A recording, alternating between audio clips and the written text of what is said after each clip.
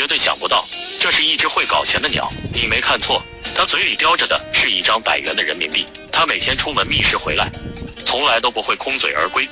一个大抽屉都快被装满了，让主人既惊喜又担忧。本期大板牙跟大家聊聊这只知恩图报的小鸟。这只会搞钱的鸟叫霹雳，是一只黑色的八哥，是主人在乡下捡来的。当时霹雳不知道是什么原因，翅膀受了伤，奄奄一息，是主人把它带回家。经过1个多月细心的照料，霹雳的伤势得以恢复。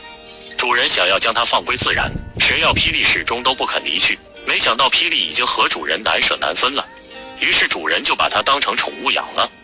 主人没有把它圈养在笼子里，反而让它自由自在的飞翔。每天霹雳都是飞出去觅食，可能是为报答主人的救命之恩。有一天霹雳回来时，竟然叼着10元钱，当时主人也没在意，以为是家里人掉的。可是从此以后，霹雳每天都会叼着钱回来，小到1元，大到100元，有时霹雳会反复叼钱数次，这时可把主人吓到了，不知道这钱是怎么来，赶忙询问家里人是否少了钱。询问后，家里人都说自己没有丢钱。主人又跑到附近的商家询问，也都说没有见过小鸟来叼钱。主人想了好几天都搞不明白，所以霹雳每次叼回来的钱，主人也不敢乱动，一直都保存在一个抽屉，想着哪天要是有人找上门，就把这些钱物归原主。可时间一天天过去，如今整整1个抽屉都被装满了，差不多有近万元了。以前知道八哥会学说话，可从没听说过八哥还会搞钱的。霹雳这搞钱的本事，让主人都不得不叫他大哥。我家大哥溜达完回来了，回来了，大哥。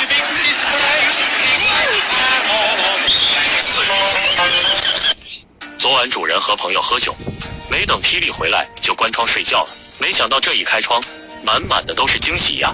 自从霹雳搞钱回来，在家的地位都提高了，连家里的大猫都不放在眼里，都可以站在猫身上了。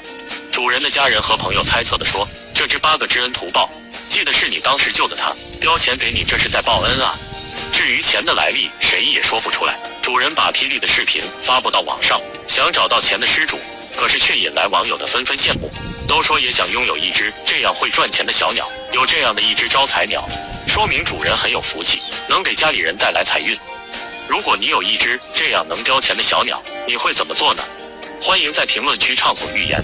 本期视频就到这里，这里是大板牙说网红，带你了解更多精彩故事。